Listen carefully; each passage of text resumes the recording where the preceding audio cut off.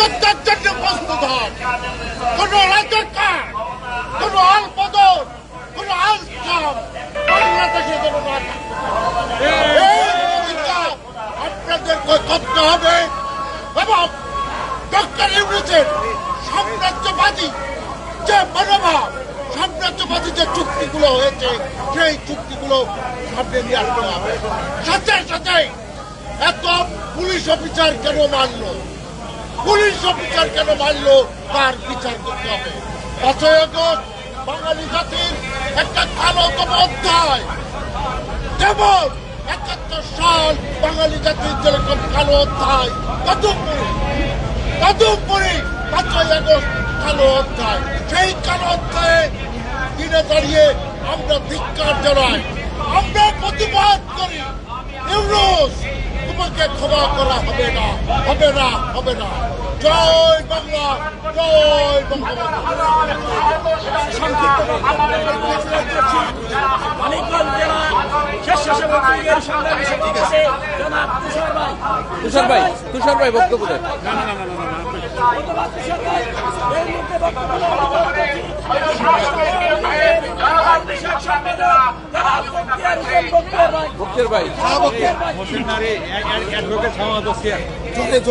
সংগ্রামী সাথী ও বন্ধুগণ,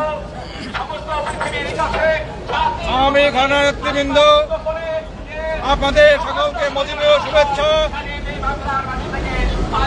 আজকে 5ই আগস্ট বাঙালি জাতির জীবনে একটি কলঙ্কময় অধ্যায়। একটি গণতান্ত্রিক সরকারকে ষড়যন্ত্রে বাংলাদেশের জামাত, শিবির, বিএনপি আজকে একটি গণতান্ত্রিক সরকারকে উৎখাত করে আজকে বাংলাদেশকে একটি অচল রাষ্ট্রে পরিণত করেছে। আজকে স্বাধীন সার্বভৌম বাংলাদেশ এই পৃথিবীর বুকে সম্মান নিয়ে বেঁচেছিল। আজকে বাংলাদেশে এই সন্ত্রাসীদের কার্যকলাপে আমরা পরিচয় দিতে পারছি না। বাঙালি জাতি হিসাবে আজকে আমাদের অধ্যায় বড় লজ্জাজনক। বিশ্বের বুকে আমরা কলঙ্কিত। আমরা আজকে বাঙালি জাতীয়তা হারিয়েছি, আজকে আমরা বাঙালিত্ব হারিয়েছি। সংগ্রামী বন্ধুগণ, আমরা মনে করি যে সন্ত্রাসবাদীরাও আজকে দেশ করছে, আমরা বাংলার মানুষকে সাথে নিয়ে তাদের প্রতিহত করব। সংগ্রামী বন্ধুগণ, আমরা বিশ্বাস করি, আমরা গণতন্ত্রে বিশ্বাস করি। যারা আজকে মব জাস্টিস ভ্যান্ডালিজম করে বাংলাদেশকে একটি অগণতান্ত্রিক, একটি ধ্বংসাত্মক রাষ্ট্রে পরিণত করছে, বাংলাদেশের জনগণ 18 কোটি মানুষ এদের মোকাবিলা করবে ইনশাল্লাহ। আমরা আছি, আমাদের এই অন্ধকার কেটে যাবে। আমরা মনে করি আমরা এই অত্যাচারী হাত থেকে, এই ইলিশ গঙ্গের হাত থেকে বাংলাদেশকে মুক্ত করে ছাড়বো ইনশাল্লাহ। অবিলম্বে 18 কোটি মানুষ জেগে উঠেছে। যেদিন সামরিক বাহিনী বেড়াকে ফিরে যাবে, সেই দিন এই সন্ত্রাসীদের, এই কুখ্যাতদের রক্ষা নেই, এদের ঘরে ফিরে যেতে হবে। আমি বিশ্বাস করি অতি অল্প সময়ের মধ্যে এরা ঘরে ফিরবে। বাংলাদেশের মানুষ এদের কূটকৌশল কেড়ে ফেলেছে। আজকে আমরা তাই এই থেকে ঐক্যবদ্ধ আহ্বান জানাই, আপনারা আসুন, বাঙালিরা কণ্ঠে কণ্ঠ মিলিয়ে 71-এর ন্যায় আমার এই মুক্তিযুদ্ধের হাতিয়ার গর্জে উঠে করার পর এই আওয়াজ তুলে আমরা বাংলাদেশকে সংক্ষিপ্ত শেখ হাসিনাকে বাংলাদেশের গলিতে ফিরিয়ে নিয়ে দেশকে মুক্ত করি ইনশাল্লাহ। জয় বাংলা, জয় বঙ্গবন্ধু। এই মুহূর্তে সংক্ষিপ্ত বক্তব্য দেওয়ার জন্য অনুরোধ করছি যুক্তরাষ্ট্র আওয়ামী লীগের দপ্তর সম্পাদক জনাব মোহাম্মদ রশিদ ভাইকে তার বক্তব্য অনুরোধ করছি। আপনারা জানেন এই অভিশপ্ত আগস্ট মাসের আজকে আরেকটা কলঙ্কিত দিন 5ই আগস্ট, যেদিন এই পশ্চিমা সাম্রাজ্যবাদী শক্তির ষড়যন্ত্রের কাছে ডিপ স্টেটের পলিসিতে আওয়ামী লীগ সরকারকে, একটি জনপ্রিয় নির্বাচিত সরকারকে ক্ষমতার থেকে সরানোর জন্য বাংলাদেশের কিছু দালাল, এনজিও প্রধান এবং ইউনূস নামের একটা পাপেট তাকে পোষণ করে তাকে নিয়ে নিয়ে বসিয়ে দেওয়া হয়েছে। তারা নিরীহ মানুষকে গোপন স্থান থেকে গুলি করে হত্যা করে সরকারের উপর দোষ চাপিয়েছে। তারা 2 থেকে 3,000 পুলিশ সদস্যকে হত্যা করেছে। শুধু হত্যা করতেই ক্ষান্ত হয় নাই, তারা জবাই করেছে, তারা আগুনে পুড়িয়েছে এবং তারা উল্টা করে ঝুলিয়ে মানুষের মধ্যে প্যানিক তৈরি করেছে সারা দেশে। এই পুলিশ সদস্যরা কি বাংলাদেশের নাগরিক নয়? বাংলাদেশের ছাত্র জনতার নামে তাদেরকে ভুল দিক নির্দেশনা দিয়ে পাঠানো মানা হয়েছে এবং তারা আজকে 1 বছরের মধ্যে তারা ভুল বুঝতে পেরে অনেক সমন্বয় অনেক ছাত্র জনতা তারা বলছে যে আমরা কি মহাভুল করেছি। তারা একেবারে সরকার বসিয়ে তারা বাংলাদেশের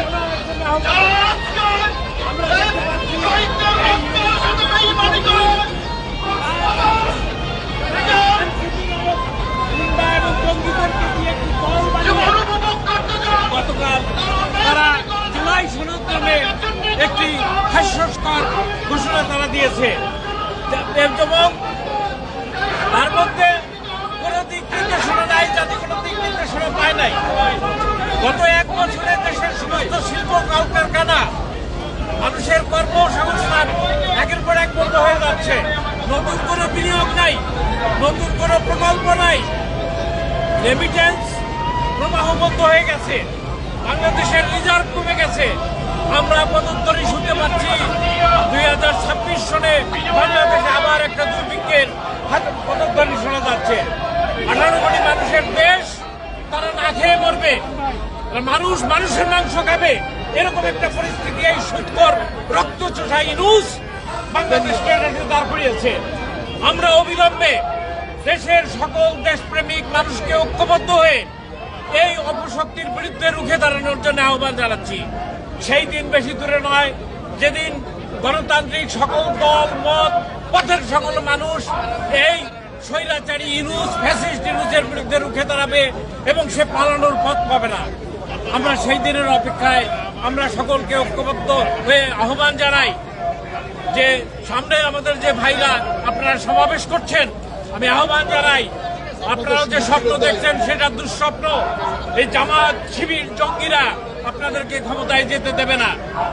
আপনারা যদি বলেন শেখ হাসিনা পালিয়ে গেছে, শেখ হাসিনা পালিয়ে যায় নাই। হ্যাঁ, আপনাদের নেতা তারেক রহমান তিনি কোথায় আছেন এখন? আমরা সে বিষয়ে উল্লেখ করতে চাই না। মানুষ রাজনৈতিক পরিস্থিতিতে অনেক কিছু করতে বাধ্য হয়, তারই প্রতিফলন।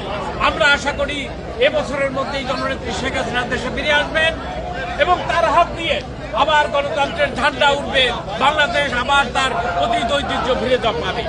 এই আশাবাদ ব্যক্ত করে আমি আমার বক্তব্য শেষ করছি। জয় বাংলা, জয় বঙ্গবন্ধু, বাংলাদেশ চিরজীবী হোক। ধন্যবাদ মোহাম্মদ আলী সিদ্দিকী ভাই। এই মুহূর্তে সংক্ষিপ্ত বক্তব্য দেওয়ার জন্য অনুরোধ করছি যুক্তরাষ্ট্র যুবলীগ নেতা জনাব শেখ জামাল হোসেন খান সংক্ষিপ্ত বক্তব্য দেওয়ার জন্য অনুরোধ করছি। ধন্যবাদ জানাচ্ছি আজকের আয়োজক বৃন্দদেরকে, যাদের আয়োজনে আজকে আমরা এখানে সমবেত হয়েছি। সুখের মাস আগস্ট, ষড়যন্ত্রের মাস আগস্ট। এই আগস্টকে ভিত্তি করে বাংলাদেশের ইতিহাসের তার নেতৃত্বে বাংলাদেশের স্বাধীনতা অর্জিত হয়েছিল। তার সব পরিবারকে 15 আগস্টে হত্যা করেছিল। সেই হত্যাকারী একই ধারাবাহিকতায় সেই 15 আগস্ট 5 আগস্টের এই ষড়যন্ত্র আজকে বাংলাদেশকে নষ্ট করার জন্য ষড়যন্ত্র করে বাংলাদেশের জনগণের সাথে প্রতারণা করে আজকে এই বাংলাদেশের মানুষের সাথে প্রতারণা হচ্ছে। আমরা এটা তীব্র নিন্দা এবং প্রতিবাদ জানাচ্ছি। ইনশাআল্লাহ জননেত্রী শেখ হাসিনার নেতৃত্বে যেভাবে বাংলাদেশ এগিয়ে গেছে, আবারও জনগণের রায়ের মাধ্যমে জননেত্রী আবারও শেখ হাসিনার নেতৃত্বে বাংলাদেশ এগিয়ে যাবে ইনশাআল্লাহ। আপনাদের সবাইকে ধন্যবাদ এবং কৃতজ্ঞতা জানিয়ে আমি আমার বক্তব্য শেষ করলাম। জয় বাংলা, জয় বঙ্গবন্ধু। ধন্যবাদ শেখ জামাল। এবার সংক্ষিপ্ত বক্তব্য দেওয়ার জন্য অনুরোধ করব যুক্তরাষ্ট্র আওয়ামী লীগের সাংগঠনিক সম্পাদক সুদক্ষ সাংগঠনিক আজকের এই সমাবেশের সংগ্রামী সভাপতি, উপস্থিত নেতৃবৃন্দ, বক্তব্যের সূত্রে আপনাদেরকে অন্যান্য শুভেচ্ছা। আজ আগস্ট মাস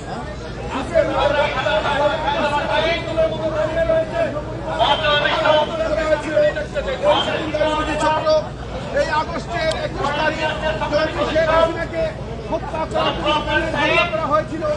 এই আগস্টের 22 তারিখ পর্যন্ত বাংলাদেশে মিডল ক্লাস প্ল্যানের অংশ হিসাবে বাংলাদেশের স্বাধীনতা সার্বভৌমত্ব হরণ করার উদ্দেশ্যে এই ইউনুসগঞ্জরা 3286 জনের মতো পুলিশদেরকে হত্যা করেছিল।